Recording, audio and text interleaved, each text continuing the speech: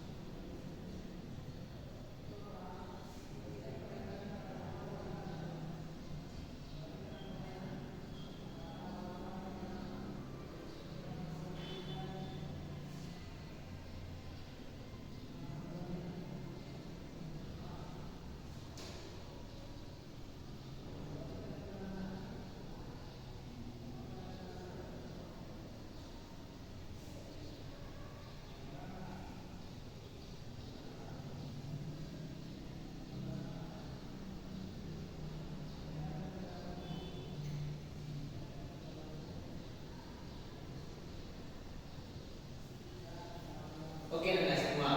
Yang pertama itu perkembangan bahasa dan sastra. Pada masa Bani Umayyah ini, bahasa Arab sangat berkembang.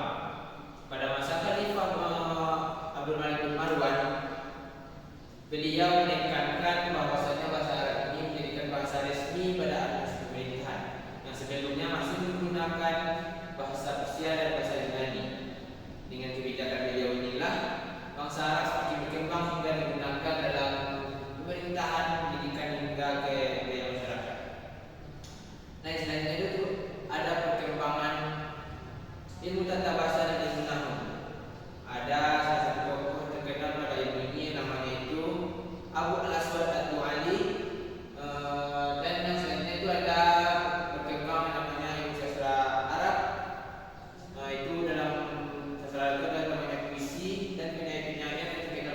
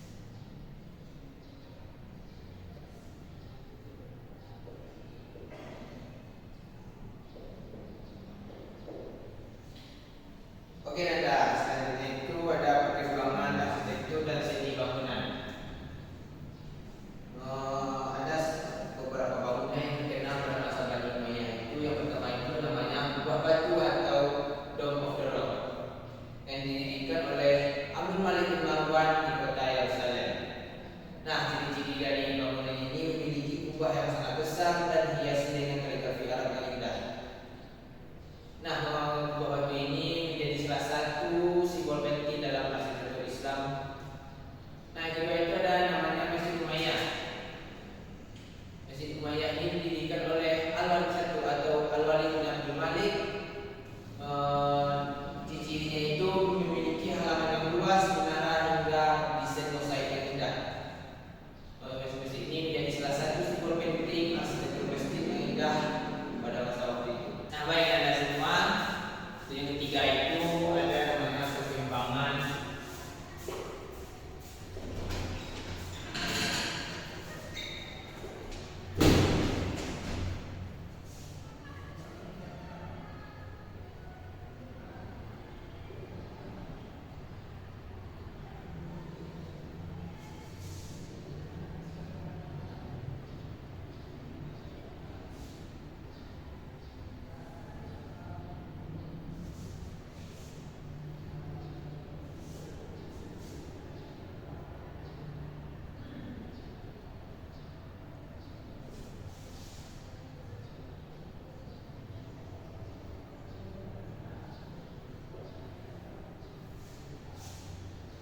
Nah, yang ketiga itu namanya perkembangan ilmu pengetahuan.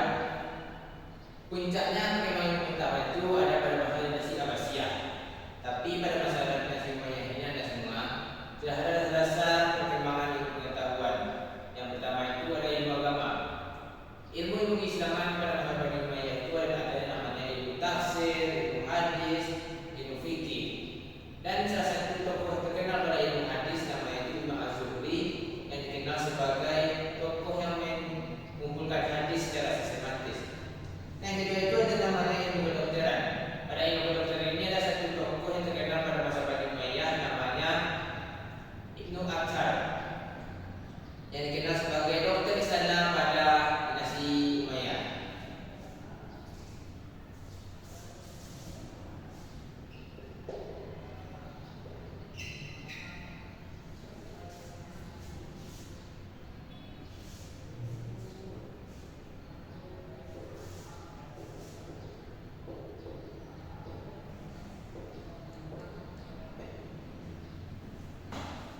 Nah, semua yang selanjutnya itu ada namanya perkembangan sosial dan kebudayaan masyarakat.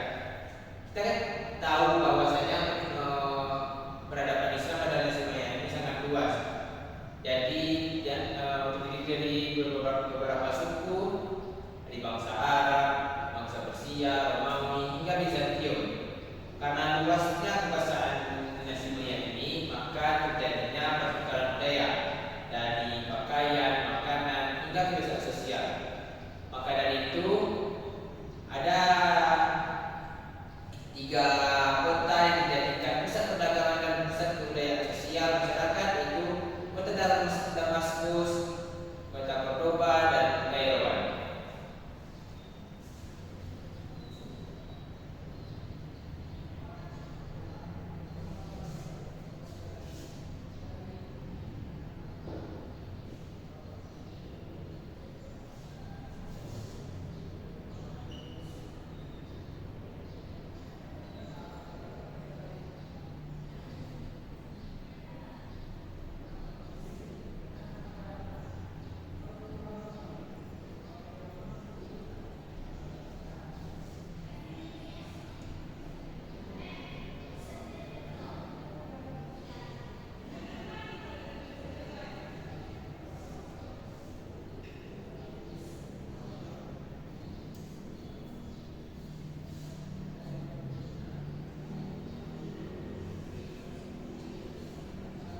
Nah, oke Anda semua. Nah, selanjutnya itu ada kemunduran dinasti Umayyah. Nah, dinasti Umayyah ini mundur disebabkan beberapa faktor. Yang pertama itu faktor konflik keluarga. Bahwasanya di dalam pemerintahan dinasti Umayyah itu terjadinya konflik antar keluarga yang berebut kekuasaan, yang menyebabkan pemerintahannya menjadi tidak stabil. Yang kedua itu adanya protes dari bangsa non-Arab. Bangsa non-Arab pada masa itu